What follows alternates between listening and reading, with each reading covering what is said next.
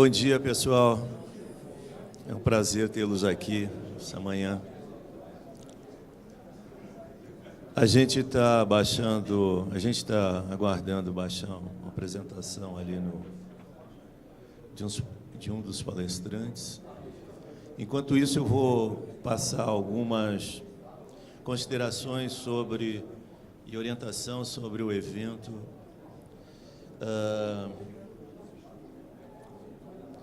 A rede Wi-Fi do painel painel Telebrasil e a senha é 2019. Espero que vocês acionem isso depois da nossa sessão.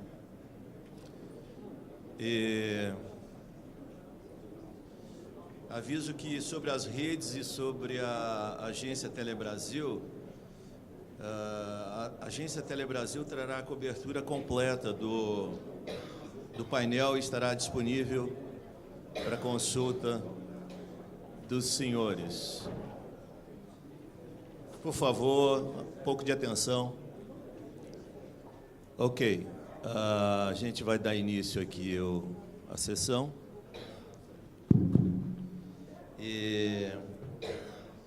Queria lembrar a todos que essa sessão ela está ao vivo no Facebook, no perfil Telecomunicações do Brasil. Pode ser acompanhado também o painel através dos canais da Telecom do Brasil no Facebook, Twitter, YouTube e LinkedIn.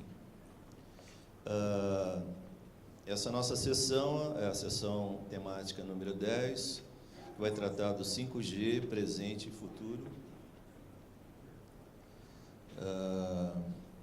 Nós temos 5 apresentações. A ideia é que na primeira hora a gente faça essas apresentações e, restando meia hora, seria disponível para perguntas da plateia. Queria chamar à mesa aqui o Vinícius Caran, superintendente de espectro, órbita e recursos da prestação da Anatel. A Monique Barros é diretora executiva jurídico-regulatória da Claro. O Mauro Fukuda é diretor de estratégia, tecnologia e arquitetura de redes da Oi.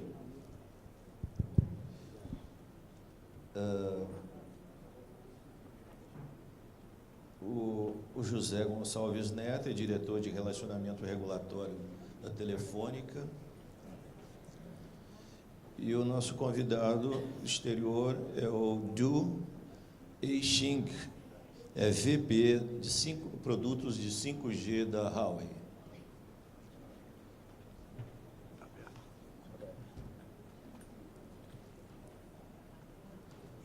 Bem, nós vamos iniciar com a apresentação da Anatel e, na sequência, entre as operadoras e, para finalizar, seria a apresentação do fornecedor da Huawei, ok? Por favor, Vinícius.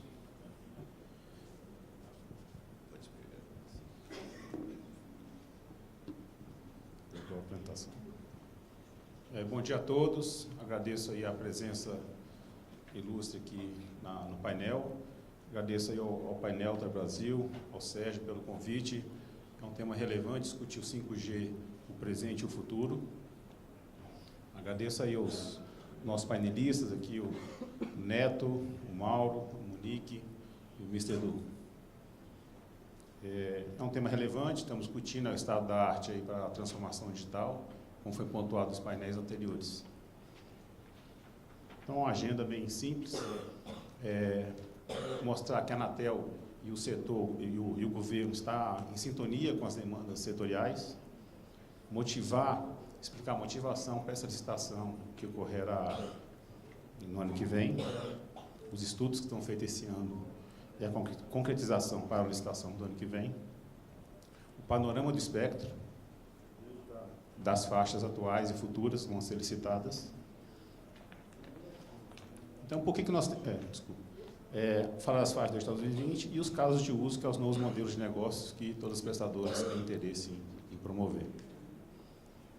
Então, quando eu coloco que estamos em sintonia com o setor, a pauta da Anatel e dos órgãos administrativos estão em sintonia, por quê? Tem a premissa de garantir espectro. Para prover novos serviços, nós temos que garantir mais espectros, seja para as redes móveis, seja para a internet fixa, usando a tecnologia FWA, seja para outros serviços que estarão disponíveis com o 5G. Importante manter a neutralidade tecnológica, a Anatel é neutra tecnologicamente, permitindo que a flexibilidade que as prestadoras têm, uma vez detendo as faixas, as múltiplas faixas, possam usar das formas que acham mais adequada, eficiente e econômica. Estamos em sintonia por promover investimentos de infraestrutura. A gente quer que o edital promova e estimule o investimento de infraestrutura com viés menos arrecadatório e estudos aí para se exonerar novas aplicações como IoT. Estamos, sim, em linha, em sintonia com o PERT, que é o Plano Estruturante de Redes de Telecomunicações, onde temos um foco, uma demanda, usando a teoria de gaps e mapeamento de é necessário investir em infraestrutura de transporte, nós temos uma falta de infraestrutura de fibras óticas em muitos municípios do país, ou uma rede de transporte ainda aquém do necessário para prover tecnologias novas como o 5G, e estimular também que as prestadoras façam atendimento em municípios, distritos, rodovias, áreas rurais, onde não tem tecnologia 3G e avance para o 4G. A gente sabe que o setor de telecomunicações é um setor multiplicador.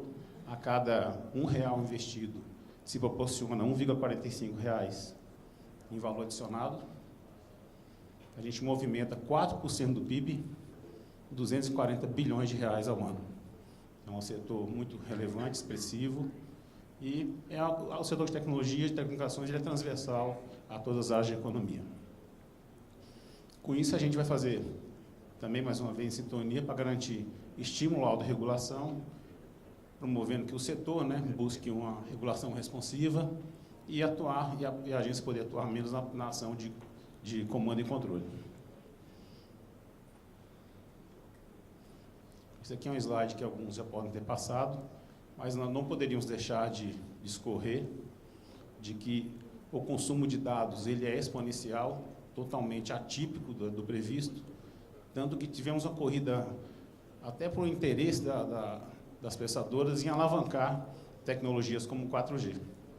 Então, se nós acompanharmos a quantidade de estações com o 4G, tivemos uma corrida nos últimos 2 anos, que pulamos aí de 1.000 municípios para mais de 4.000 municípios atendidos com 4G, ainda que as obrigações não tenham sido vencidas. Então, esse slide mostra como que é em 1 minuto, quantas conexões e como o usuário se comporta em 1 segundo. Então, nós temos aí 4,5 milhões de acessos a vídeos no YouTube, 1 milhão de acessos a Facebook, 41,6 milhões de mensagens enviadas no Messenger e no WhatsApp. Então, a gente está sensível de que é necessário acompanhar essa demanda de dados, essa transformação digital, e para isso a gente precisa não só de tecnologia em rede de acesso, mas também infraestrutura em rede de transporte. Então, algumas informações aí. Por que a licitação em 2020? O país está atrasado? Não considero que o Brasil esteja atrasado. Fizemos os estudos para e passo com o mercado, acompanhando o mercado. Acho que fizemos o estudo muito bem analisado e apto a permitir que as prestadoras acompanhem e possam promover essa transformação digital, permitindo-se um 5G, que vai ser uma tecnologia disruptiva, garantindo a revolução no ecossistema do setor de telecomunicações, vai garantir o desenvolvimento econômico, como eu comentei, o setor de telecomunicações ele é transversal nas outras áreas de economia, podendo ser novas áreas podendo ser exploradas, como a área de educação, medicina, automação, indústria 4.0, serviços de IoT. Então, a gente vai revolucionar as cadeias de valor e as cadeias produtivas. Então, novas oportunidades saindo da caixa do setor de telecomunicações de voz e dados, simplesmente. Atender as demandas e expectativas dos usuários. A gente agora quer atender a expectativa. A gente fala muito do QoE, Quality of Experience.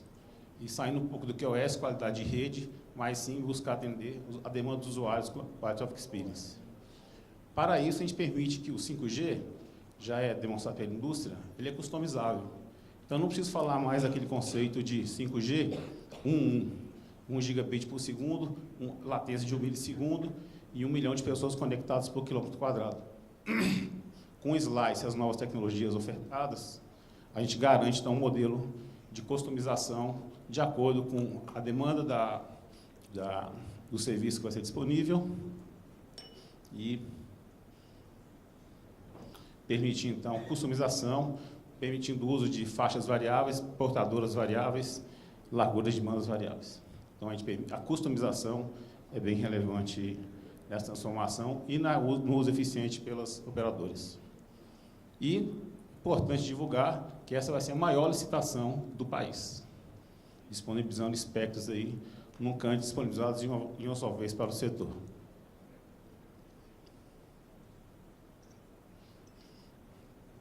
Aqui estão as faixas atuais disponíveis para o SMP. Então, nós já temos disponíveis aí 979 MHz ao setor do SMP. Então, nós temos aí uma faixa que é abaixo de 1 GHz, que a gente chama de uma faixa propícia para cobertura. Nós temos uma faixa intermediária de 1 a 3 GB que dá capacidade, a gente chama de adensamento, para permitir mais usuários conectados simultaneamente. E a faixa acima de 3 GB de desempenho. Então, 979 MHz já disponível não é pouco. Então, é bom e relevante. E, com essa maior licitação que vamos ter no país nos últimos anos, nós vamos disponibilizar, vamos ver à frente, mais de 3 GHz em uma única licitação.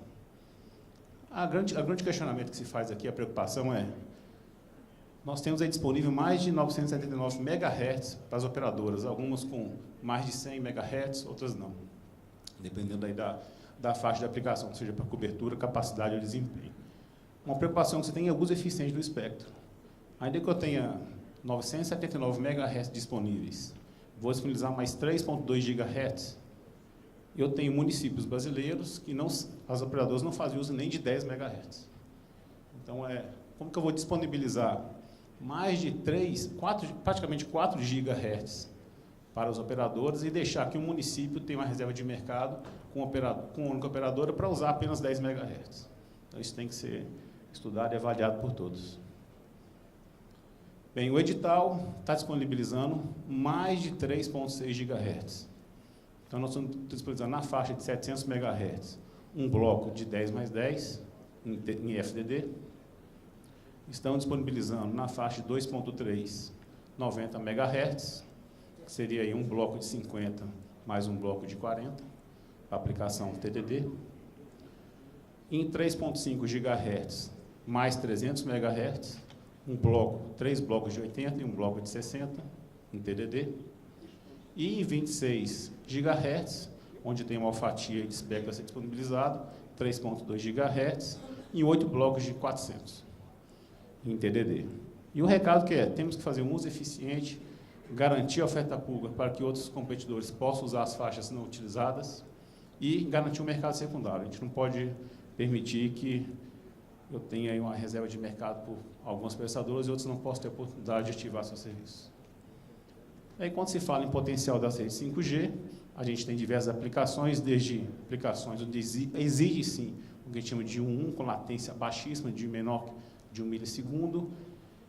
Temos a internet das coisas, que não precisa dar uma latência menor, mas vou ter uma aplicação massiva de milhares de usuários conectados simultaneamente, e a conexão de banda larga móvel mais avançada, que exige mobilidade e taxas maiores de transmissão.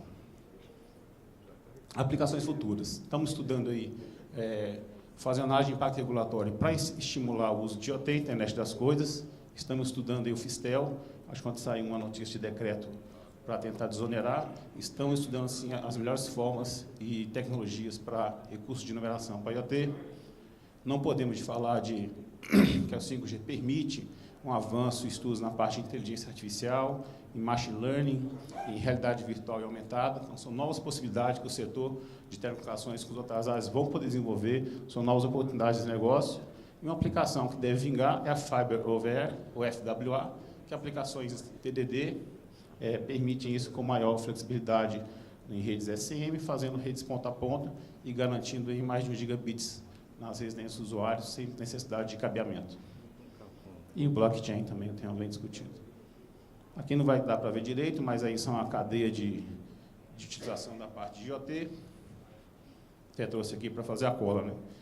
Então, vou ter aplicações aí na parte de fábrica, saúde, área rural, em residência, escritórios, veicular, automobilístico, logística, cidades, lojas, otimização de operações, gestão de saúde e assim vai. Tem um leque amplo aí para aplicações de IoT. O caso de uso são basicamente três pilares: comunicação massiva M2M, IoT, que vai desde Smart Cities com uso de sensores, redes de baixa latência e alta confiabilidade, no outro vertente, a banda larga otimizada para vídeos em 4K, 8K, o FWA complementado, que é o Fixed Wireless Access, e o Enhanced Mobile Broadband, que seria a mobilidade em si das redes, evolução normal das redes móveis com release 15 narrowband. E a gente sabe que vai ter o cloud das redes, o slicing, é uma preocupação maior também que aplica a segurança, onde se vai ter a virtualização das redes. Por fim, nós temos aí as faixas que vão ser estudadas na conferência de 2019, em outubro e novembro, onde sim vai estudar novas faixas aí que podem ser destinadas para o IMT. Então, mais uma possibilidade aí de agariar mais de novos 20 MHz. Mais de 20 MHz, uma vez que a primeira faixa aí já está sendo discutida ainda para o edital de 2020. E interessante aqui, só para ser ilustrativo, a fábula do elefante e dos cegos. O colega comentou ontem, eu fui fazer um estudo que achei interessante colocar. É necessário a gente ter uma simetria, uma transparência, uma sinergia, porque nós temos aí um elefante, que seria o 5G, temos a quantidade de cegos aí que estão disponibilizando espectro, faixa, aplicações, e o que nós queremos, né? Quais aplicações vão ser de fato utilizadas? E com isso a gente tem que tirar as vendas ou permitir que se enxergue, dando assim a simetria, transparência e sinergia, para que o 5G possa ser melhor utilizado e maximizado. Obrigado.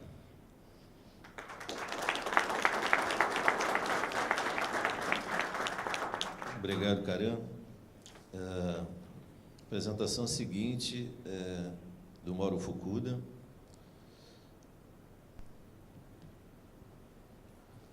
Bom dia a todos.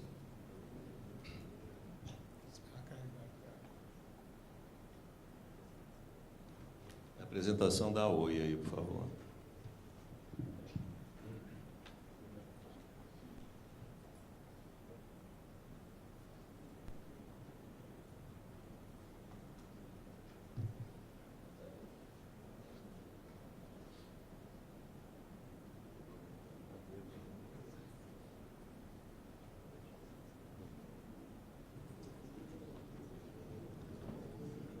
Essa não é uma transmissão das nossas associadas, viu? Vamos lá. Bom dia a todos, eu agradeço aí pelo convite do Brasil para participar desse painel. Agradeço aí a participação dos senhores. Aqui nós vamos estar explorando aqui as questões relativas à implantação das redes 5G pelo mundo afora. Quais são os desafios que nós temos aqui no Brasil para efetivamente implantar as redes 5G. Eu procurei fazer aqui, eu vou procurar abordar justamente esses aspectos que são relevantes aqui. Afinal de contas, os operadores estão preparando o caminho para a entrada dessas redes, né? Como a Ana colocou, licitação edital de frequências vem no ano que vem, e a gente já precisa já preparar, porque efetivamente o 5G vai trazer uma verdadeira transformação, não só na questão das redes, como também nos serviços. Isso exige uma preparação já das operadoras para que o caminho do 5G, né, esteja bem definido, para que a gente já esteja preparado aí para o que já existe, né? Bom, o 5G já é uma realidade. Está passando. Tá. O 5G já é uma realidade no mundo. Hoje já tem várias redes comerciais em operação comercial. Quando nós definimos operação comercial, efetivamente são países que já lançaram operadores, que já lançaram redes e que já vendem terminais, que efetivamente já oferecem o serviço comercialmente aos seus usuários. Então, nós temos já lançamentos de rede de 5G já na Coreia do Sul, através da SK Telecom, KT, LG Uplus, né? Estados Unidos, né? Verizon e outros operadores também já iniciaram, China, Suíça, Qatar.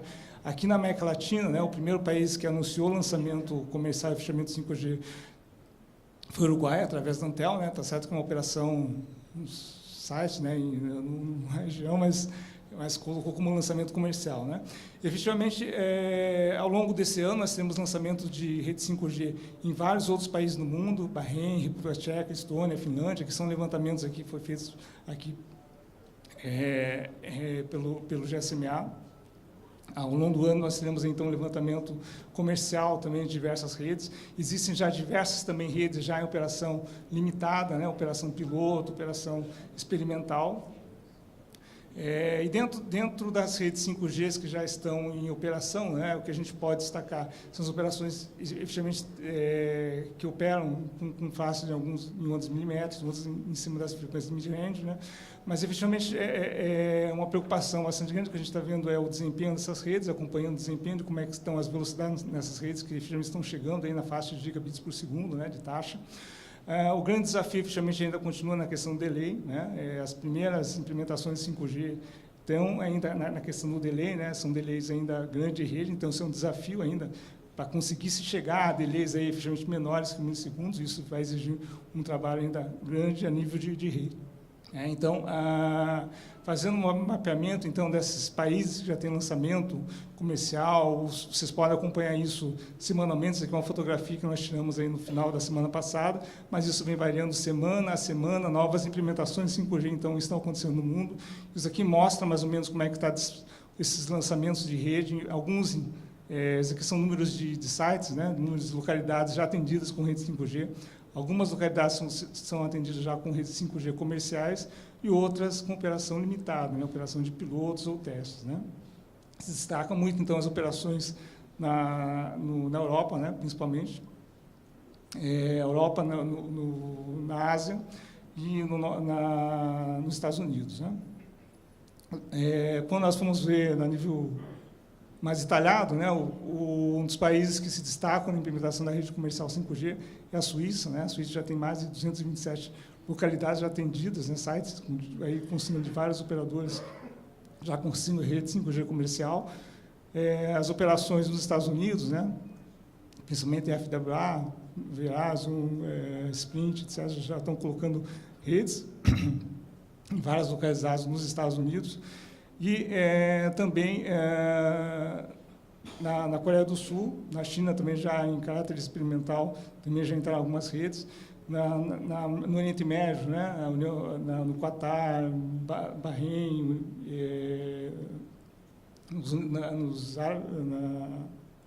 na região do Dubai, né?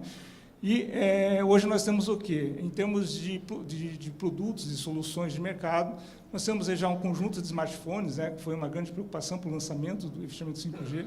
Começaram efetivamente esses smartphones 5G serão lançados no mundo a partir de fevereiro desse ano, né? Houveram lançamentos comerciais. Hoje já temos já os principais players no mercado, já com handsets, com smartphones aí em 5G. Temos aí a Samsung, Moto C3, né, com mod 5G. O LG, o Xiaomi, o Oppo, Reno, e tem previsto também outros lançamentos, né, de terminais smartphones 5G ao longo do ano. Ou seja, a parte de ecossistema começa efetivamente a entrar no mercado de forma bastante significativa, né? Com relação aos chipsets, hoje no mercado, já temos aí 4 grandes fornecedores de chipsets, né? A Huawei, através da HiSilicon, né?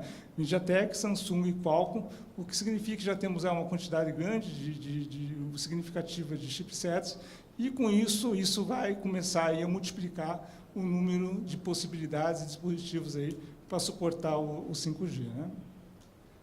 Quando nós olhamos a questão dos cenários de uso, né, para o 5G, efetivamente, como já dito, né, as principais aplicações, os principais diferenciais do 5G estão justamente na questão da banda larga aprimorada, né, principalmente no extreme broadband, né, em velocidades altíssimas de velocidade, a questão aplicação para uso massivo, né, de aplicações de IoT e aplicações de aplicações de missão crítica, né, que exigem aí alta confiabilidade e baixíssima latência. Né.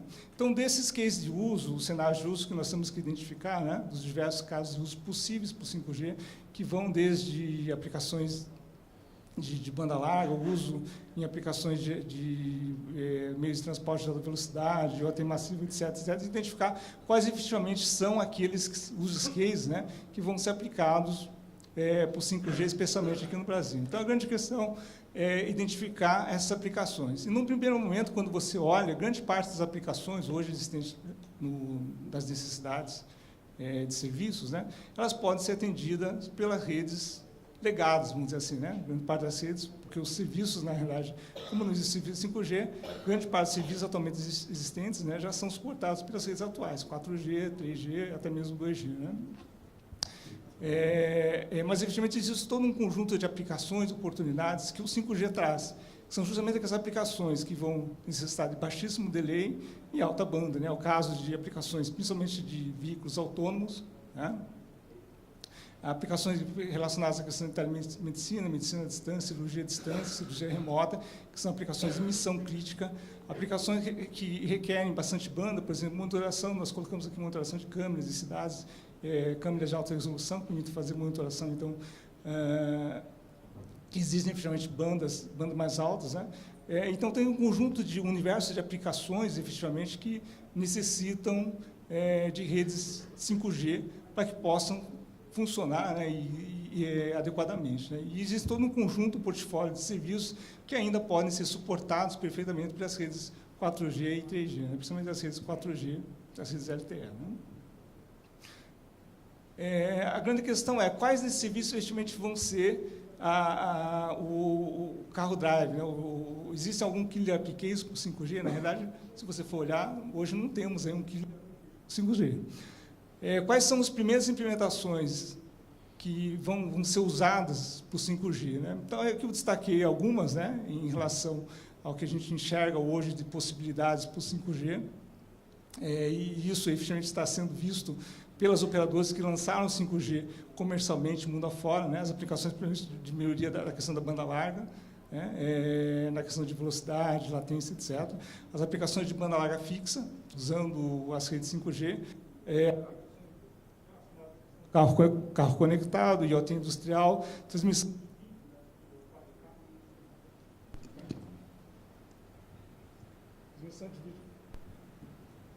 Alô? Transmissão de vídeo 4K.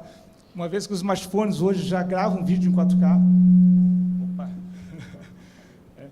Cada vez mais as pessoas vão começar a postar vídeo em 4K, né? E isso necessita de mais banda. As aplicações de realidade aumentada, realidade virtual, se mostram efetivamente como serviços extremamente interessantes, né, para esse tipo de aplicação. Né? Aqui nós temos aqui até um mapeamento feito pelo Mobile Europe Survey, que mostra justamente, reflete exatamente isso que eu comentei. Né? São as principais, na visão dos operadores, quais os serviços as operadoras vão implementar primeiro para as suas redes 5G. Né? A preparação para o 5G envolve várias tratativas que vão desde a parte de infraestrutura de acesso, a parte de códigos, desenvolvimento de aplicações e negócios. Né? Como nós vamos ver, não existe rede 5G sem você ter fibra, então a expansão de fibra é extremamente importante. A implantação das estruturas todas de telco data center, a rede 5G já nasce sobre o contexto de virtualização. Então, a implantação de uma estrutura de virtualização de rede, a estruturação da sua rede em cima de implantação de telcos, data centers, são fundamentais para que a gente possa preparar, vamos dizer assim, as redes, né, das operadoras para suportar essa nova rede. Né. Dentro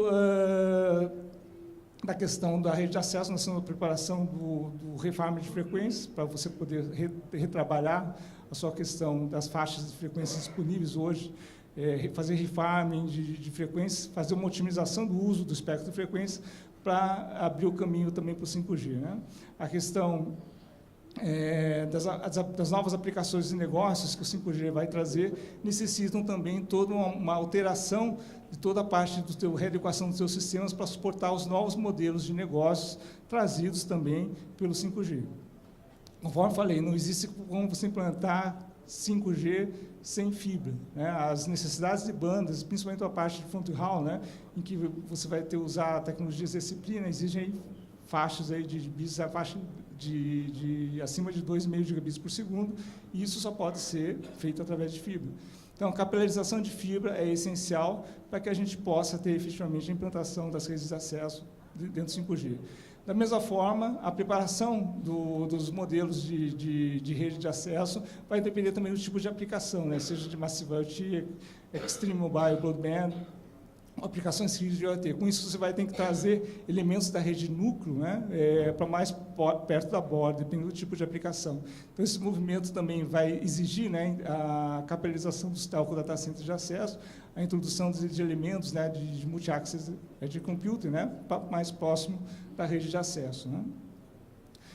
Com relação à necessidade de espectro, como já foi dito anteriormente aqui pela Anatel, nós temos aí uma possibilidade de espectros, né, que já, inclusive, vão ser leiloados, né, que são importantes, as frequências abaixo de 6 GB, né, principalmente para a questão de cobertura, né, e as frequências de ondas milimétricas para as questões de melhoria de eficiência para aplicações de banda larga fixa, principalmente, né, na oferta de serviços de extreme broadband, né.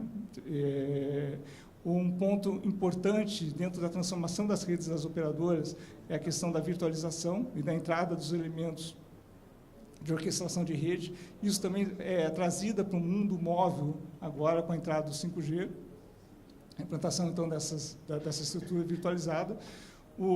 Dentro dos modelos de negócios previstos aqui pelo 5G, é importante destacar que são novos modelos de negócio que a operadora hoje não explora e que são potencializados com essas redes.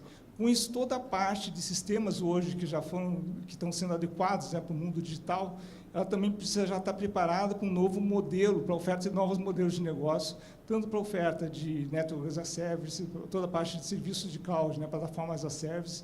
Isso exige uma readequação de toda a parte sistêmica, né, na arquitetura, principalmente de BSS, do SS, para essa nova realidade de rede. Então, para isso, existem definições na nova arquitetura, né, dentro do trabalho que é feito na reeducação da estrutura de rede.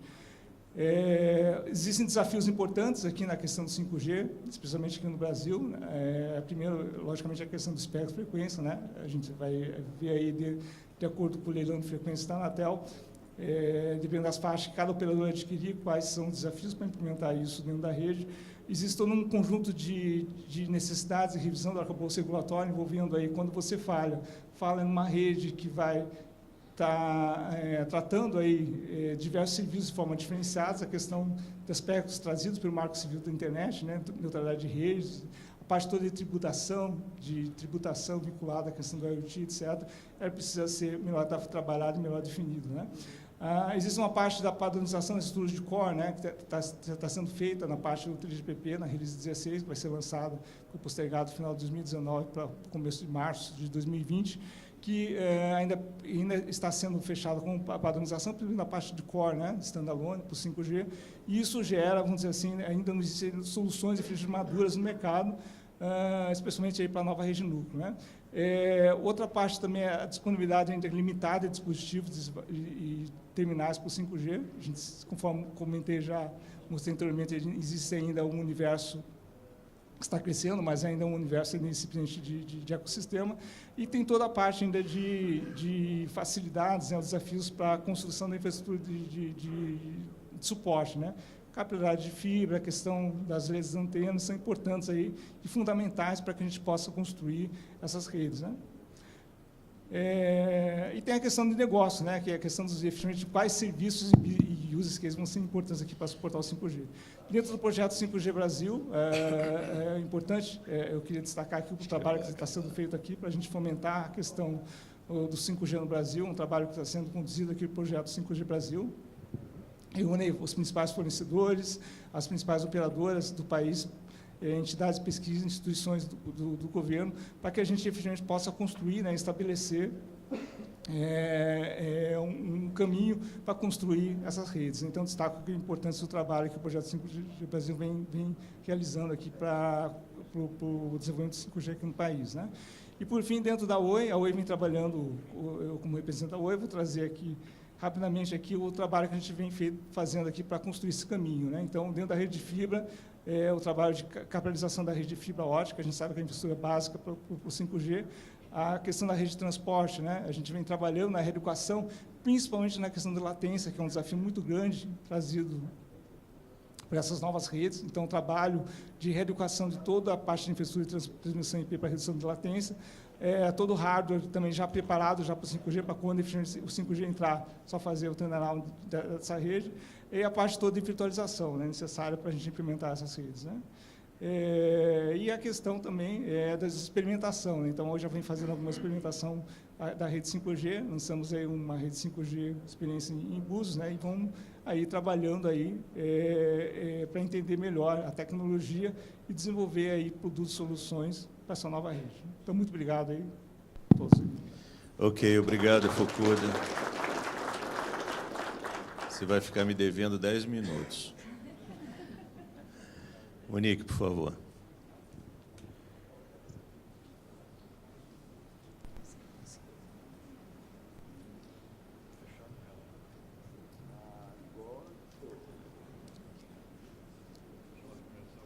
Acho que ele vai projetar.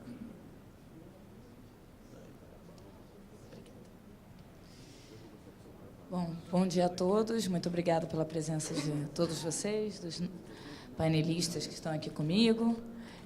Eu vou tentar não gastar os seus 10 minutos para te dar um crédito.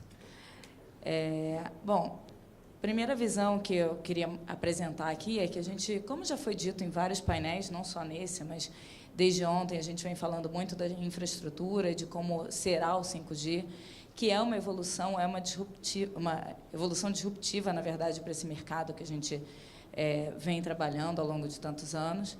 Mas é importante a gente ver que não é só uma questão de infraestrutura de telefonia móvel. A gente agora está falando de um mercado que precisa se preocupar não só com estações móveis, mas com o volume de fibras óticas, o volume de cabos submarinos, como se faz essa transmissão, como se estrutura esse backhaul, para que seja possível a efetividade das soluções 5G.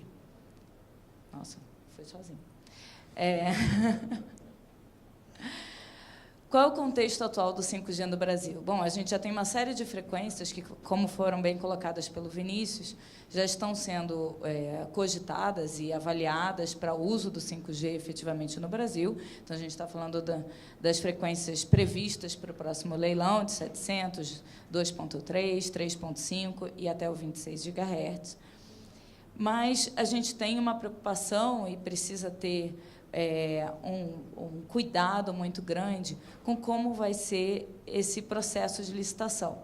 Então, algumas preocupações já colocadas também, novamente não quero ficar me repetindo, mas acho que é importante a gente lembrar que tem uma preocupação de não terem leilões arrecadatórios, da gente ter um foco em efetivamente desenvolver a infraestrutura necessária para o 5G. Então, no caso de compromissos, não serem compromissos desvinculados dessa nova tecnologia, dessa evolução tecnológica que o Brasil precisa enfrentar e precisa se estruturar para enfrentar.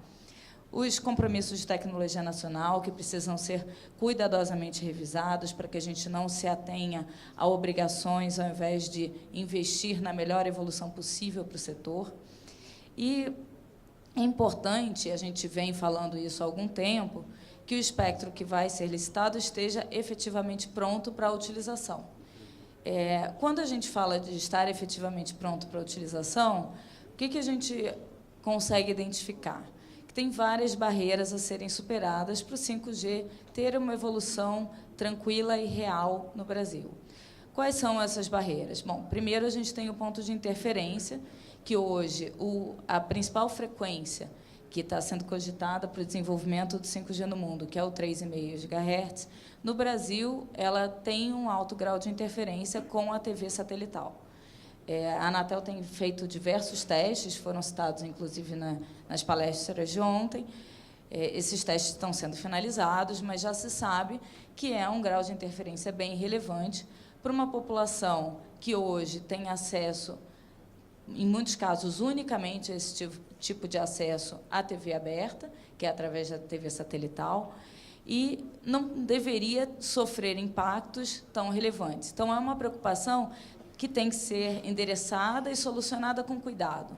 É claro que a gente já enfrentou situações muito semelhantes no passado, elas foram vencidas, mas houve um planejamento cuidadoso, e é isso que precisa ser feito e endereçado. A gente precisa de um volume muito maior de antenas.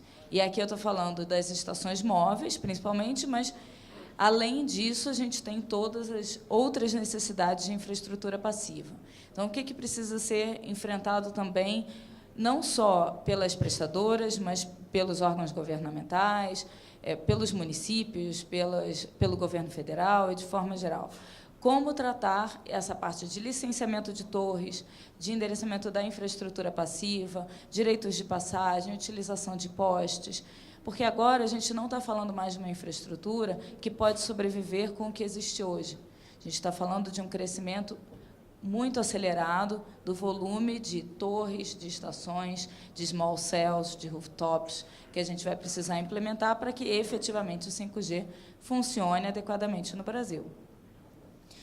Bom, além disso, tem toda a parte de ecossistema de terminais, que, como o Fukuda já colocou, a gente tem uma evolução, sim, acontecendo no mundo, tem diversos lançamentos acontecendo, mas ainda não se pode dizer que é um ecossistema maduro. Então, tem uma evolução que é necessária, testes que são necessários, inclusive para a gente conseguir identificar qual é o tamanho desse ecossistema, qual é a forma dele, quais são os custos que estão vinculados a ele, qual é a população que a gente vai conseguir atender, porque, dependendo dos custos desse ecossistema, a gente está falando de demandas muito diferentes, principalmente no país como o Brasil, de dimensões continentais e uma dificuldade econômico-financeira relevante.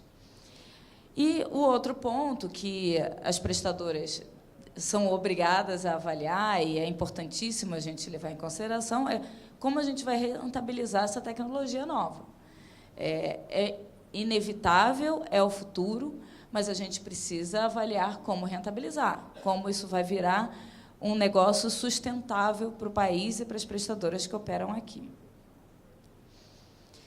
E quais são as ações que a gente precisa endereçar para manter os níveis de investimento, para fazer com que as prestadoras que aqui estão e todos os fabricantes e fornecedores acreditem nessa evolução? O primeiro ponto é a desregulamentação. Eu acho que também já foi exaustivamente falado, mas a gente não pode esquecer que precisa haver uma desregulamentação do setor, esse setor precisa ficar mais leve em termos regulamentares, em termos de obrigação. Isso permite não só uma evolução e uma mudança nos modelos de negócio, mas também uma redução do custo do Brasil, uma redução do custo de operação no Brasil. A gente, hoje, tem um mundo muito diferente do que existia há 15 anos atrás. As OTTs são uma realidade, são uma competição direta com as empresas de prestação de serviços telecom tradicionais, e, no 5G, isso vai se tornar cada vez mais realidade. Então, essa desregulamentação permite uma competição e uma oferta de serviços muito mais equânime. E um ponto que é importante a gente lembrar é que a experiência recente já mostrou que, inclusive para as prestadoras de pequeno porte sobreviverem e se desenvolverem no Brasil, e serão partes importantes nessa estrutura, nesse ecossistema de 5G, é necessária uma desregulamentação. E o que isso mostra? Que tem muitas regras e muitas obrigações que, na prática, não trazem o resultado necessário. São custos e são obrigações e são investimentos feitos pelas empresas que oneram muito o setor e que não trazem o resultado esperado. Então, isso tudo mostra que pode haver, sim, uma evolução, e é uma evolução necessária para a sobrevivência e sustentabilidade do 5G. Quando a gente fala de leilões, eu sei que existe já uma definição de um leilão para o próximo ano. A gente tem uma necessidade realmente muito grande de mais frequências endereçadas ao 5G. Acho que essa discussão é muito clara para todos, né? Em qualquer discussão técnica, os engenheiros vão falar, olha, mas para o 5G, para ter todo esse resultado, eu preciso de muito mais frequência. Isso é uma verdade. Mas o que a gente precisa também ter em mente, ter uma preocupação no Brasil, que é necessário permitir a rentabilização daquilo que já foi investido. Então, hoje a gente tem frequências, como é o caso, por exemplo, do 700 MHz, que ele foi licitado há 5 anos atrás e ele ainda não está totalmente liberado para a implementação. A maioria das cidades já está, sim, mas é uma evolução gradativa que a gente agora, no meio ao final desse ano, vai ter a possibilidade de utilização em todo o Brasil. A gente tem uma série de frequências que ainda estão sendo implementadas, desenvolvidas. Tem uma evolução para o 4,5G, através de carrier aggregation, que as empresas já estão fazendo, mas que precisam ainda tornar robusta. Quer dizer, tem muito tempo e muita evolução para acontecer. Além disso, tem uma preocupação nossa de que a tecnologia 5G, como já foi colocado em diversos comentários, ainda está em desenvolvimento. A gente tinha um release 16 para ser lançado ainda esse ano, ele já foi postergado para o próximo ano. Sem esse release 16, a gente ainda tem algumas aplicações que não serão tão imediatas. Então, talvez tenha um tempo para crescimento e maturidade desse setor dentro do Brasil, para, então, tornar possível esse efetivo investimento. E por que essa preocupação? Porque todo o investimento feito em licitações, muitas vezes, desvia a atenção ou a capacidade de investimento no desenvolvimento que precisa ser feito anterior ao lançamento dessas novas tecnologias. Essas restrições que a gente coloca da tecnologia 5G ainda em desenvolvimento colocam, de certa forma, em risco o quanto o mercado de IoT realmente será esse mercado a ser desenvolvido dentro do 5G. O que não impede que a gente vá trabalhando dentro do Brasil para que, quando estiver pronta a tecnologia, o mercado já esteja redondo e passível de ser implementado. O que pode ser feito pelo mercado de 5G antes mesmo da tecnologia estar pronta? A gente pode começar a trabalhar em toda a parte tributária, que também já foi muito claro, foi colocada, inclusive, pelo Ministério e, muitas vezes, pela Anatel, de que a gente precisa desonerar o IoT para que ele funcione, para que ele seja possível no Brasil. A gente tem uma parte de infraestrutura que precisa ser endereçada, não só para o 5G, mas especificamente para a IoT, porque a gente olha regiões talvez diferentes das aplicações que estão sendo avaliadas agora, que são aplicações para grandes centros, como a banda larga fixa através do 5G. Quando a gente olha para a IoT, a gente está falando de regiões agrícolas, pouco cobertas e ainda com uma infraestrutura incipiente que precisa ser endereçada. E é um serviço com grande volume de equipamentos e baixo tráfego que precisa ser estudado como otimizar isso dentro das redes. As redes hoje não estão otimizadas para esse tipo de serviço, e isso tudo precisa ser endereçado por parte das prestadoras e de todos os fabricantes e órgãos envolvidos nesse processo, todos os stakeholders. Qual é o ponto que a gente coloca aqui para reflexão? Quando a gente olha para o passado, o que aconteceu ao longo do tempo nas licitações e em relação ao ecossistema? Quando a gente olha lá para trás, os aparelhos 2G já estavam prontos 8 anos antes da licitação no Brasil. É claro que isso evolui. Então, quando os aparelhos 3G ficaram prontos, a gente levou 6 anos para ter a primeira licitação no Brasil. A gente está falando de uma evolução do ecossistema ao longo desse tempo para, então, ocorrer a licitação. Quando a gente fala dos aparelhos 4G, foram 4 anos em relação a quando surgiram os primeiros aparelhos e quando ocorreu a licitação.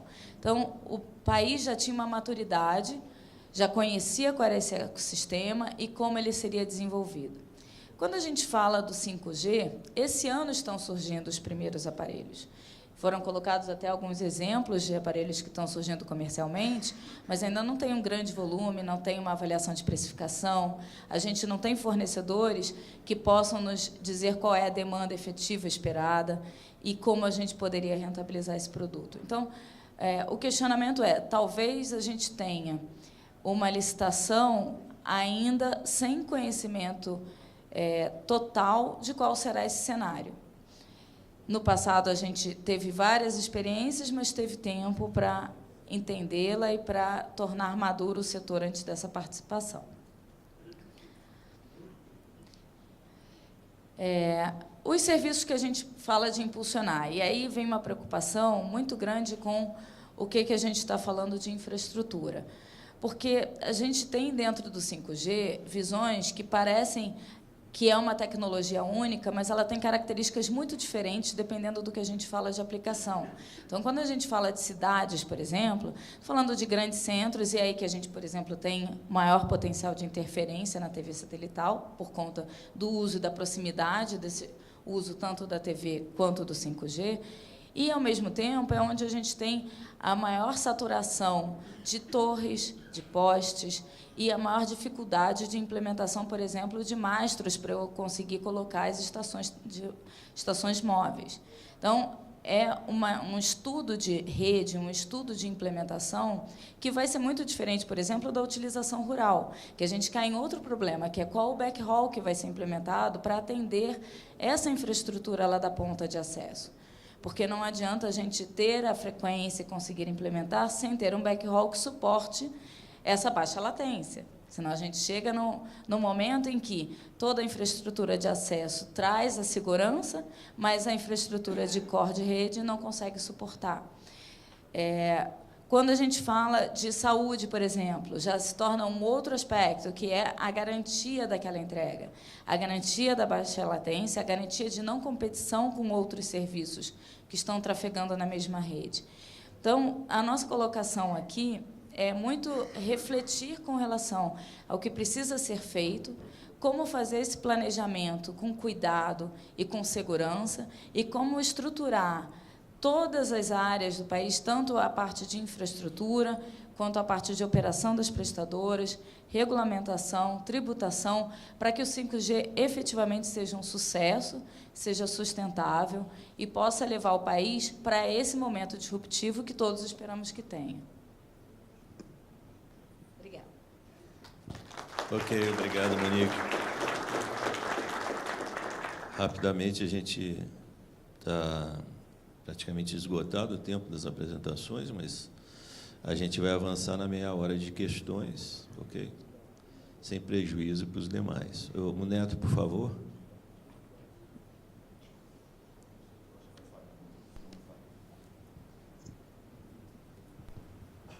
Bom dia a todos. Parabenizando o Cindy Telebrasil, cumprimentando a todos os colegas do setor privado aí, na pessoa do Sérgio Kern, cumprimentando também os colegas da Anatel, do governo, aí na pessoa do Dr. Caran, que já deu uma aula aqui para a gente hoje, né, de como a Anatel está organizando todo esse movimento. Tentando ser o mais rápido possível aqui, aproveitando todo o conhecimento que a Monique e o Fukuda já trouxeram. A nossa visão é de que o 5G é uma grande oportunidade, é uma oportunidade concreta e real para a economia brasileira. Nós estamos constatando aqui nesse evento o que a gente pode observar na mídia especializadas, nos relatórios das associações, consultorias, fornecedores, né? Já é um conjunto de lançamentos comerciais já nos Estados Unidos, China, Coreia do Sul, Emirados e outros países que já foram comentados aqui. O 5G é realmente um caminho importantíssimo para o Brasil integrar realmente de forma efetiva a economia digital. Nós ouvimos aqui o Caran falar de quadruplicar, né, a quantidade de espectro disponível, é um movimento talvez sem precedentes na história do país. Isso vai trazer ganhos de capacidade, de banda, de latência, densidade espectral, enfim, nós vamos ver um verdadeiro milagre nessa área de comunicações móveis, né? E vamos ter um fenômeno também de comunicação de tudo e todos, com todos e tudo, né? Nós vamos ter o X2X, né? Não vai ser mais B2B, B2C, M2M, vai ser realmente um conjunto muito amplo de possibilidade de comunicação, né? E vamos ter um ganho nas soluções públicas, coletivas e também nas privadas, nas privativas que a gente chama, né? Com o slicing, com o potencial de criar, vamos dizer, redes privativas, virtuais, né? Particionadas. E, com isso tudo, vamos permitir um aumento de eficiência e modernização de todos os segmentos da economia brasileira, né? Isso, então, vai ser realmente um grande movimento, e a gente acredita que o ecossistema de 5G, em que pese as preocupações que a Monique, sem dúvida nenhuma, trouxe hoje, ele já está maduro, né? Concordando com o que o Fukuda colocou, a gente já viu aqui que existem vários fornecedores com equipamentos, né, muitos deles já smartphones. A gente escuta falar de quantidade de dezenas, ouvimos ontem o presidente da Qualcomm falando de 29, se não me engano, 33 é que está no relatório do GSA, e não só equipamentos para uso, né, dos terminais, mas também dongles, adaptadores, hubs, CPIs, etc., que já são, vamos dizer, realidade do ponto de vista de fornecimento, né? Além disso, a gente vê os fornecedores em plano mundial já com planos para aumentar esse conjunto de opções, não só esse ano, mas o ano que vem também. Então, nós temos a visão de que o ecossistema está num nível de maturidade suficiente para que a Anatel desenvolva suas atividades, né? E aqui, talvez, Monique, como engenheiro, né, o que a gente vê na eletrônica é o que aconteceu há 10 anos e levou 5 anos, hoje vai acontecer em 6 meses. A capacidade dos segmentos produtivos de se aproveitar, de criarem, se aproveitarem dessas soluções, realmente ela vai acelerando no tempo. E a gente tem observado os movimentos da Anatel. A Anatel vem discutindo os pressupostos aí do ponto de vista de organização do espectro já há algum tempo, né, no Comitê de Espectro e Órbita, e também em consultas públicas. Nós entendemos que esse movimento tem sido feito de maneira bastante parcimoniosa, bastante transparente. Temos encontrado canal para discussão com a agência quando temos necessidade, e acreditamos que o cronograma que temos visto na agenda regulatória, que vai resultar em um leilão ali no final do primeiro trimestre do ano que vem, ele permite que a agência desencumba-se das atividades necessárias a fazer um bom edital, né?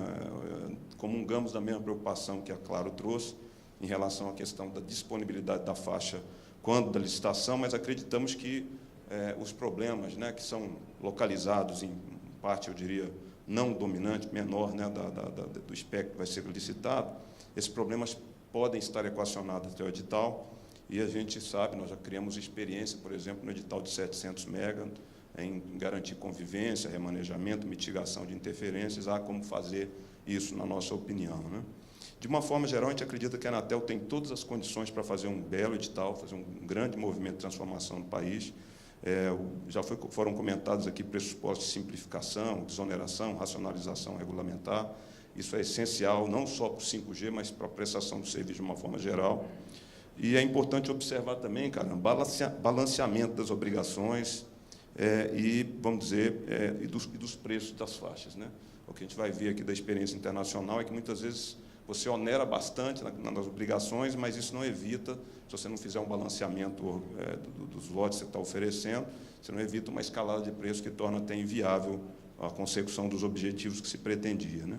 E outra coisa importante é que o Brasil, nesses 20 anos, né, foram várias licitações, várias ações da agência nesse sentido, ele criou um equilíbrio competitivo dinâmico que a gente acredita que deve ser preservado, né, para garantir, vamos dizer, a continuidade dos investimentos e o proveito da coletividade, né, do nosso país.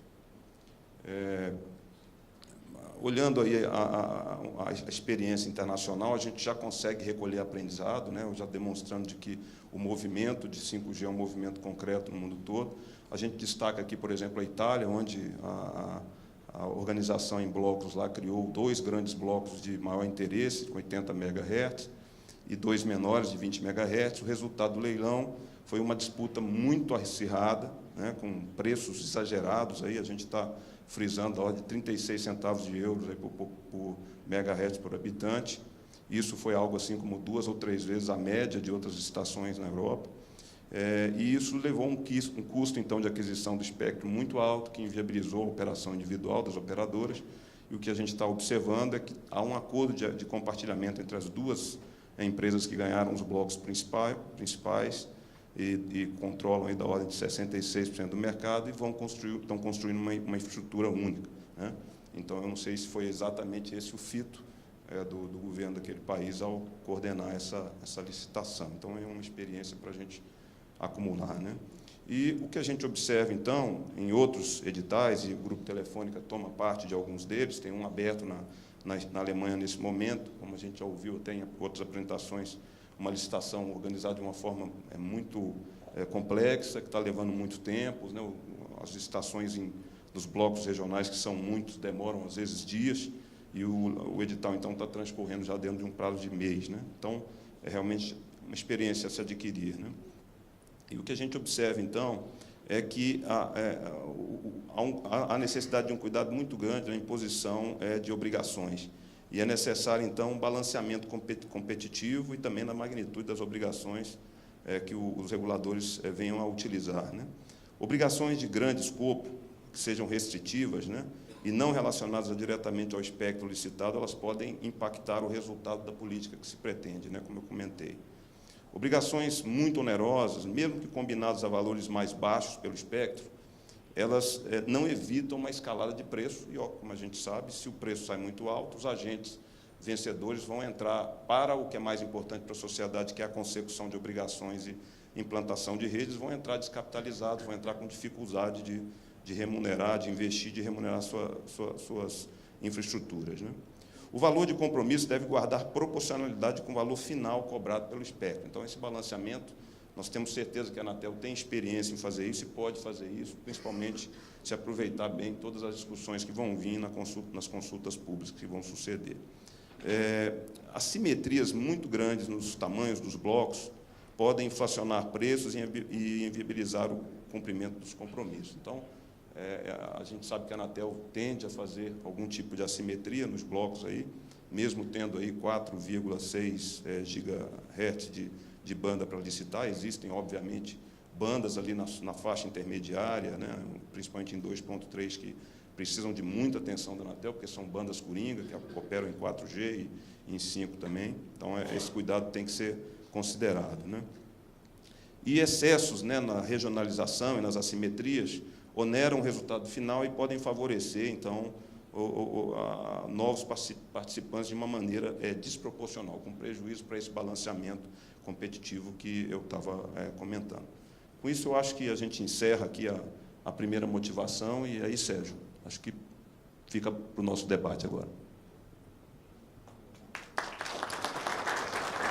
Obrigado, Neto, pela apresentação. Eu vou pedir a palavra agora ao senhor Du Yexin, da Huawei, por favor.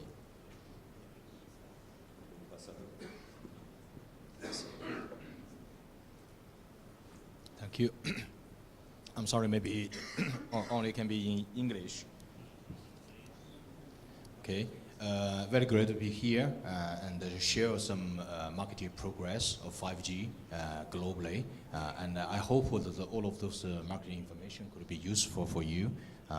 So, firstly, I think everybody very familiar about this triangle. So we think that 5G is being a big opportunity because it is designed for the unlimited MBB and designed for the automotive experience, for AR/VR, for FMC, and because of its very remarkable feature of 5G.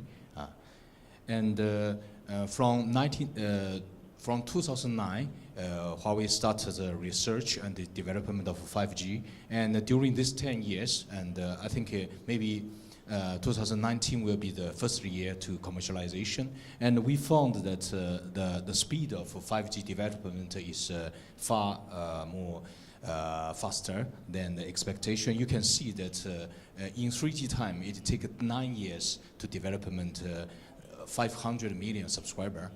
In 4G time, it is 6 years, but in 5G times, we think it could be short to 3 years to develop a 500 million subscriber. So this is a very, very big one. The reason it is in this year, so the first version of 5G, it is frozen in last year, in 2018, and in 2019, there's around 20 countries will start to commercialize commercial service. And in this year, all of the smartphone providers will issue their flagship.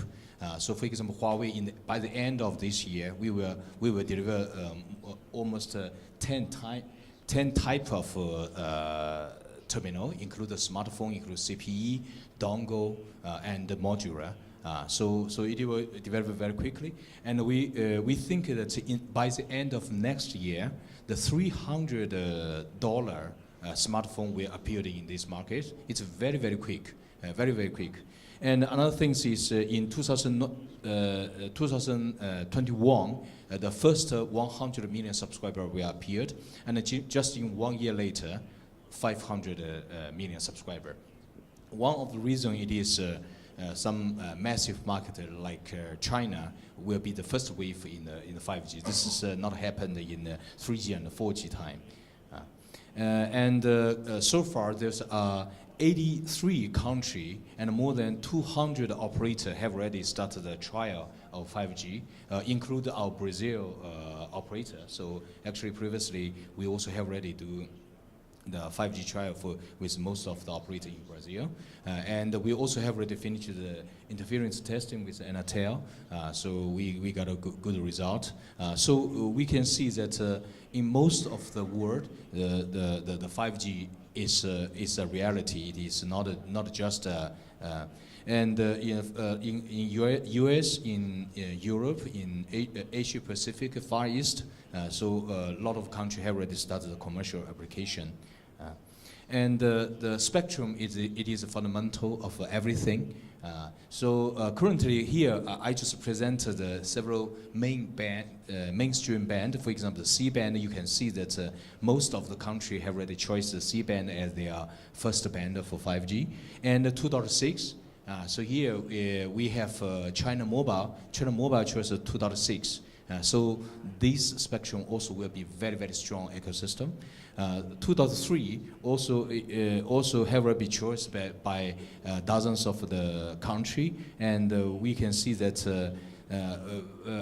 I'm very glad to see that Brazil have the C-band, have the 2.3. I think you have very good fundamental for the development of 5G. And you can also consider millimeter wave. Not too much country just choose it. Most of them it is because their C-band it is not enough. And most of the millimeter wave currently it is just for use for the FWA service, but not good enough for MBB. So this is a situation for spectrum. And here I just presented several very remarkable data for what is the 5G network should be.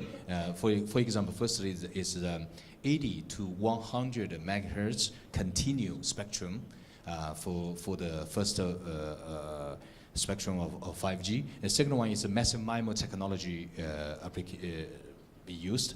Third one, it is download speed should be like 50 to 100 megahertz anytime, anywhere. So this is a very high requirement actually, almost 10 times compared to the 4G, and less than 20 millisecond latency. And after, if we have all of those key criteria, and we can gather the 10 times cost decrease and 10 times experience improving. Okay, and 5G bring very big opportunity, economic opportunity. So, for example, first one, billions of subscribers globally will transfer from 4G to 5G, and what the difference it is, their DOU, data of usage per month, will be currently it is average like 4 giga. So as I know that in Brazil also 4 giga, globally also 4 giga. This data will be upgraded to 100 gigabytes.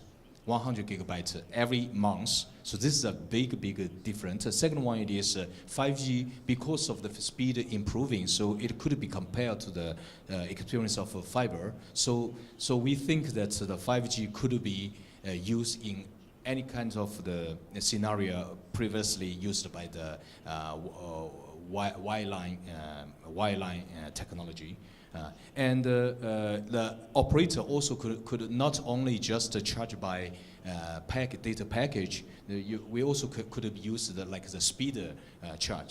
speed tariff, low latency tariff, and the new connected tariff. So actually, those kind of the model have already been appeared in China, in Korea, in Europe, actually.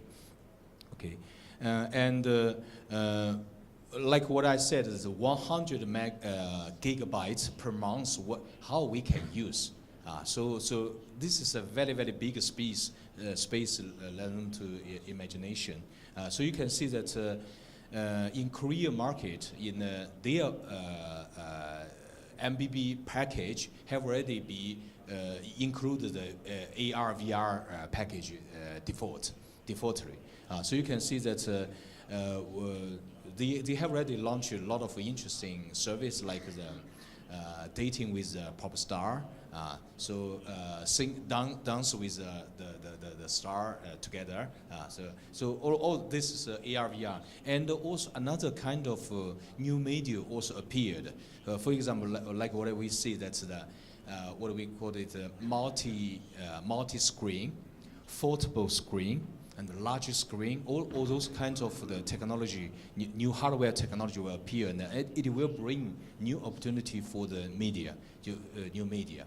So it also will bring very big opportunity to the media or content market in Brazil. Okay, and so of course IoT will be another very, very big space in imagination. You know, it is Huawei also invests a lot and do a lot of research and cooperation with giant of manufacturing like Bosch, like Siemens, and we found something. We found that some of the language it is different. For example, low latency. It is different in ICT industry and in the manufacturing industry.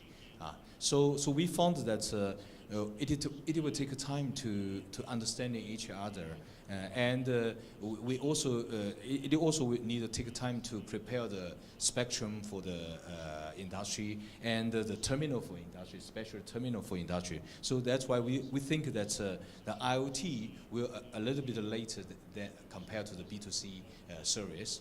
But fortunately, if the operators start their public network, we can start some industry application in the public network firstly. So it will take time, but it is a big opportunity in the future also. So Huawei also will share our experience, global experience in Brazil market, and bring the application inside of this market. This is the last page. So here I needed to clarify two questions. First question is someone said that the 5G base station is very big. So I just want to say that because of the in 5G times we integrated the RF model and the antenna together. So the base station will be very, very small. Actually, even smaller than the antenna of 4G and 2G of 3G. So every massive MIMO antenna, it is just around 20 kilogram, very small one, and very easy to installation. The second one, it is someone said that the 5G need much more quantity of site. It is like 2 times or 3 times. But as our real experience in China market, in Korea market, we found that we can meet the requirements that co-site with 4G and the same coverage, even in 3.5 gigahertz band. So because of all of those advanced feature, so currently we have already got more than 40 commercial contracts globally, and we have already delivered more than 100,000 base stations globally. And we also hope that we can serve Brazil market as soon as possible. Thank you. Okay, thank you, Mr. Du. temos 10 minutos para perguntas. Eu queria agradecer aos palestrantes pelo material apresentado e queria fazer uma consideração, especialmente sobre essas questões relacionadas às obrigações de eventual uso de frequência.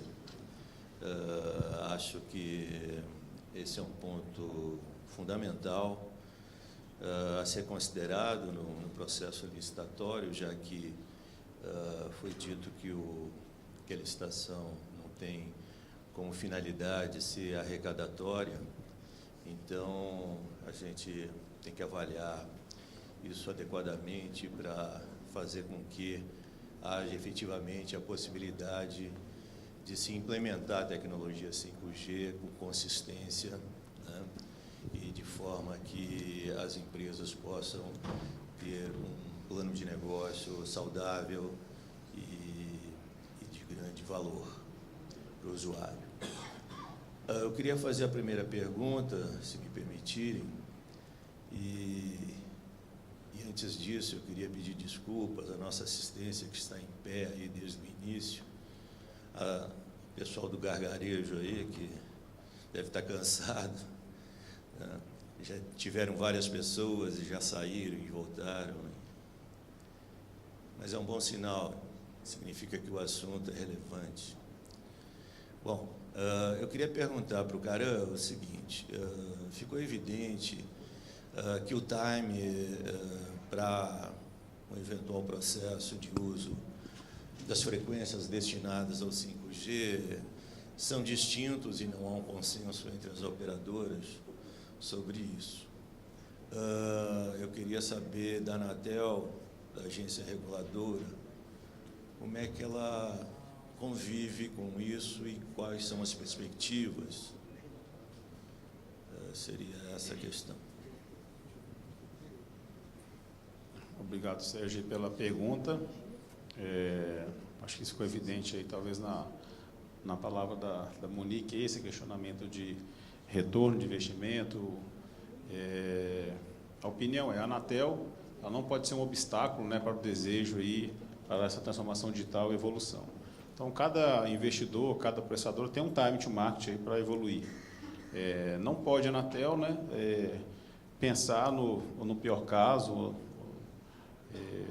postergar.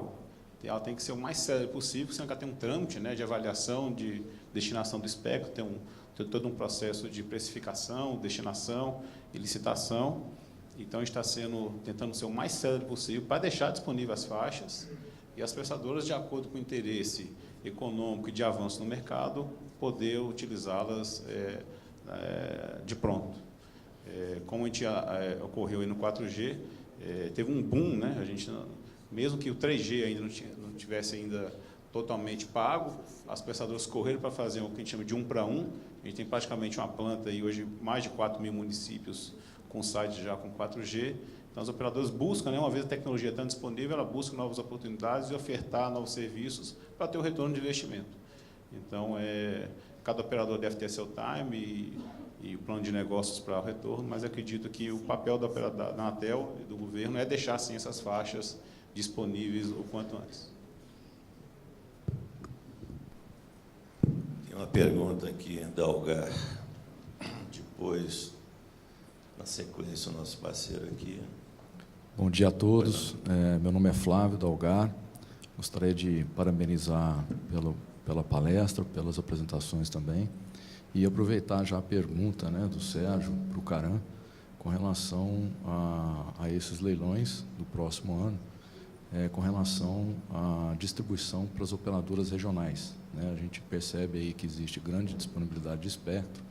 Agora, a questão é como será disponibilizado esses espectros para as operadoras que são regionais, né? Eu queria que você explicasse isso para a gente um pouco. Obrigado, Flávio, pelo questionamento. A gente colocou na apresentação uma tabela com as faixas que vão ser disponíveis e os blocos. Estão sendo estudados aí blocos que vão nacionais ou a possibilidade de blocos regionais. Então, coloquei, além desses estudos que estão sendo feitos, de possíveis blocos regionais, que possa ocorrer talvez no primeiro lance ou no segundo bid, mas tem essa preocupação. E foi colocada também a preocupação de uso eficiente do espectro, oferta, ainda que uma operadora bid ganhe e tenha a faixa disponível para a sua MNO, ela poder ofertar a oferta pública em caráter secundário para um segundo interessado, caso ela não utilize toda aquela faixa, ou faixas, né, como foi colocado, uma operadora DT, mais de 100 MHz, agora mais de 1 giga na mesma região, poder disponibilizar para o outro interessado.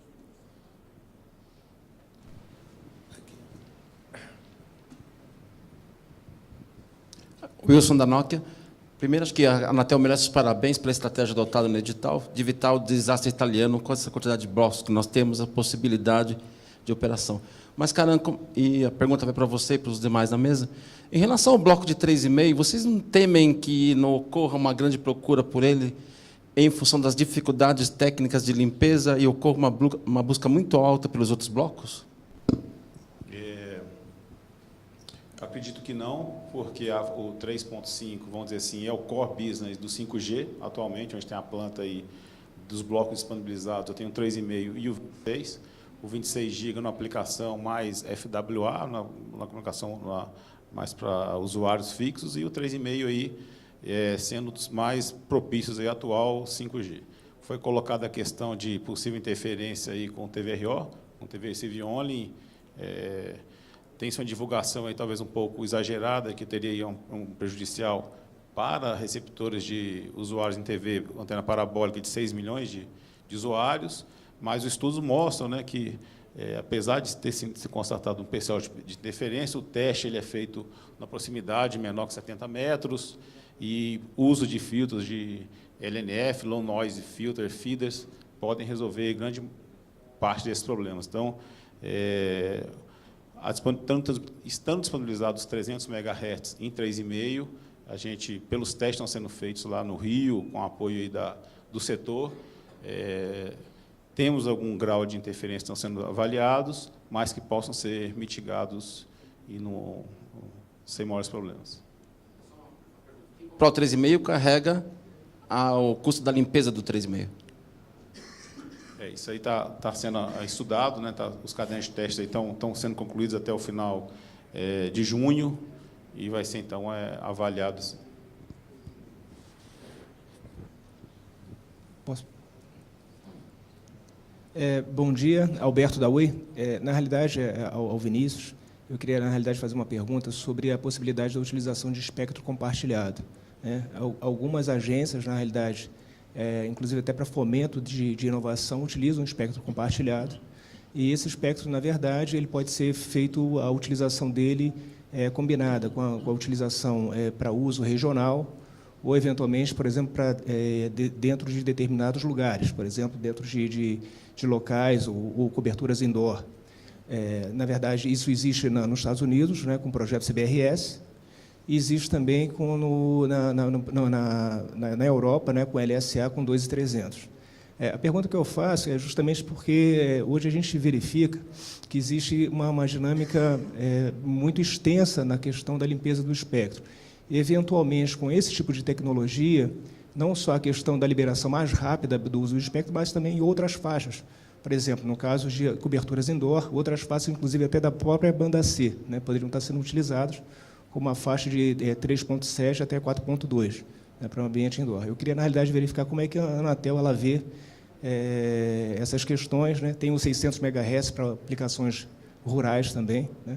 Poderia ser utilizado como TV White Space. Né? Como é que vocês estão vendo isso, enfim, dentro do calendário regulatório?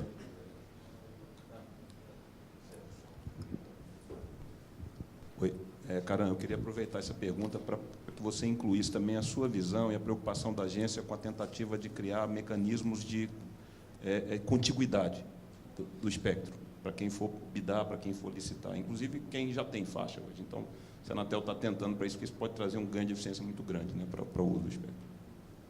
Em relação a esse questionamento de sharing, né, as ações que nós temos hoje e já são muito utilizadas por operadoras, existe aí a possibilidade de RAN sharing. As operadoras estão tentando otimizar recursos e compartilhamento para ter custos menores e mais eficientes e possibilitar não só uma portadora, mas portadoras agregadas em conjunto para a população de médio ou pequeno porte.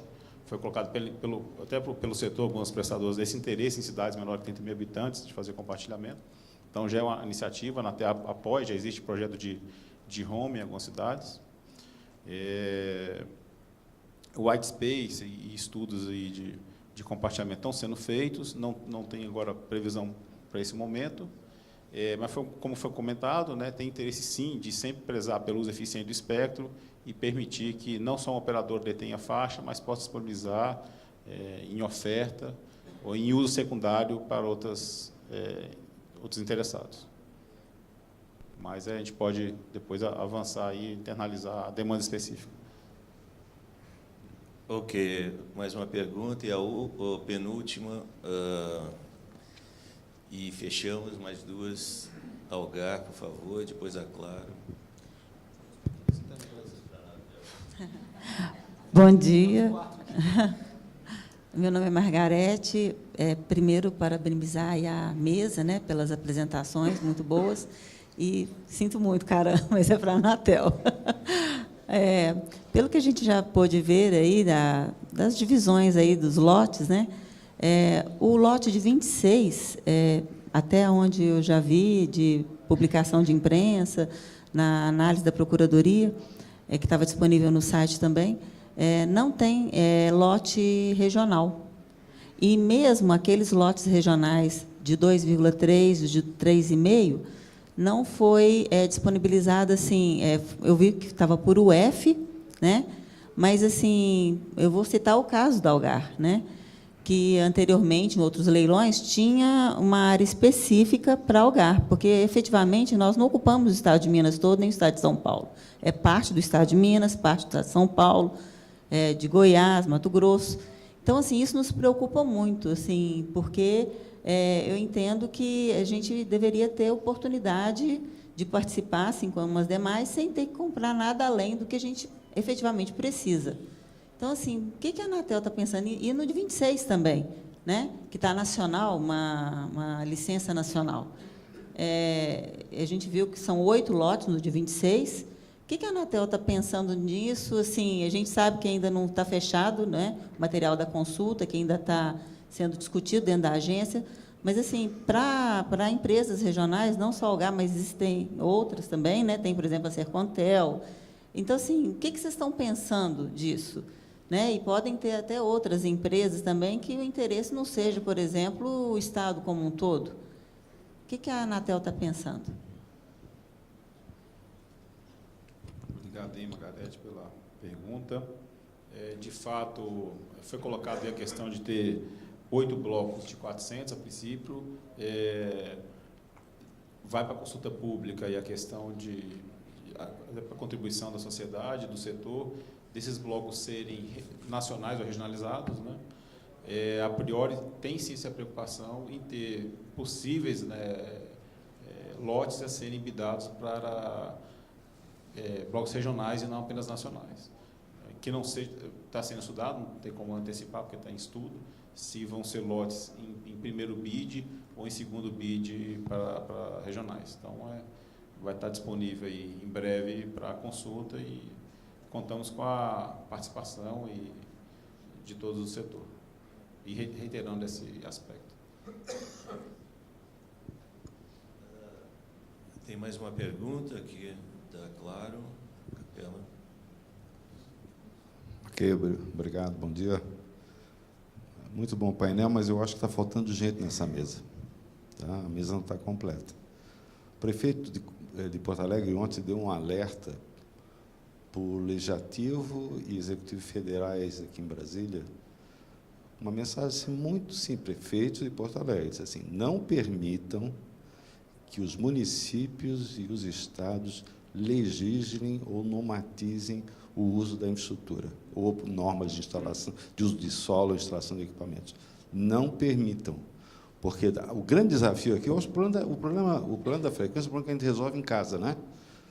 Está em casa, a gente vai resolver esse negócio da frequência. Eu uso até dizer que talvez seja a parte mais fácil do desafio do 5G. Tá?